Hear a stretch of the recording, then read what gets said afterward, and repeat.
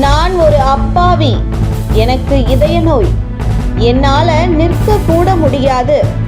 ஜாமீன் கேட்டு மன்றாடும் செந்தில் பாலாஜி. கருணை காட்டுவாரா நீதிபதி?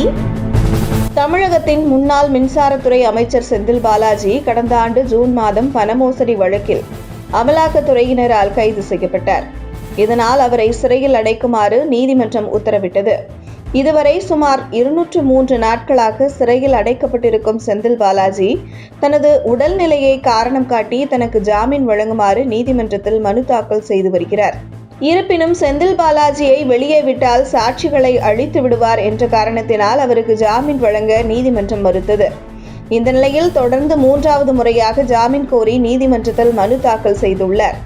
இதையடுத்து செந்தில் பாலாஜியின் மனுவுக்கு பதில் அளிக்குமாறு சென்னை முதன்மை நீதிமன்றம் அமலாக்கத்துறைக்கு உத்தரவிட்டது.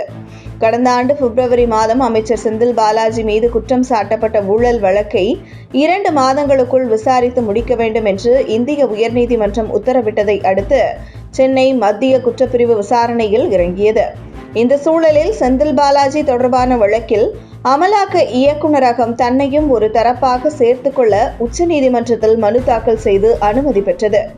உச்சநீதிமன்ற உத்தரவின் அடிப்படையில் பண மோசடி வழக்கு தொடர்பாக அமைச்சர் செந்தில் பாலாஜி மற்றும் அவரது தம்பி அசோக் குமார் தொடர்புடைய வீடுகள் மற்றும் அலுவலகங்களில் சோதனை செய்த அமலாக்கத்துறையினர் அங்கிருந்து ஆவணங்களையும் கைப்பற்றினர்.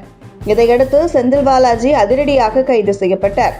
மேலும் இந்த வழக்கில் செந்தில் பாலாஜிக்கு எதிராக 3000 பக்கங்கள் கொண்ட குற்றப்பத்திரிகை மற்றும் குற்றப்பத்திரிகை தொடர்பான ஆவணங்களை அமலாக்கத்துறை அதிகாரிகள் நீதிமன்றத்தில் தாக்கல் செய்தனர்.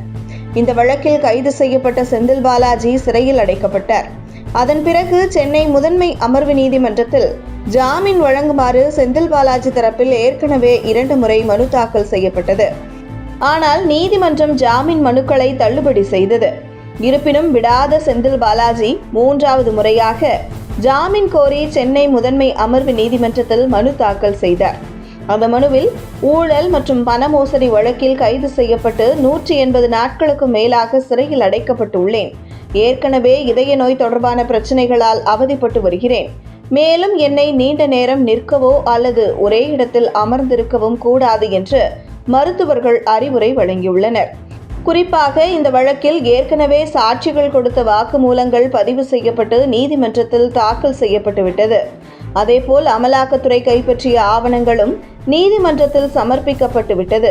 இப்படியான சூழ்நிலையில் நான் சாட்சிகளை நேரடியாகவோ மறைமுகமாகவோ கலைக்க எந்த வாய்ப்பும் கிடையாது. அத்துடன் இதுவரை நானும் எனது குடும்பத்தினரோ சாட்சிகளை மிரட்டியதாகவோ வற்புறுத்தியதாகவோ எங்கள் மீது எந்த ஒரு புகாரும் இல்லை.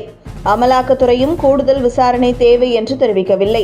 நான் ஒரு அப்பாவி, சட்டத்தை மதித்து நடப்பேன். எனக்கு ஜாமீன் வழங்கினால் நீதிமன்றம் விதிக்கும் நிபந்தனைகளை ஏற்று நடப்பேன். சாட்சிகளை கலைக்க மாட்டேன். எனவே எனக்கு ஜாமீன் வழங்க வேண்டும் என்று உருக்கமாக கோரியுள்ளார்.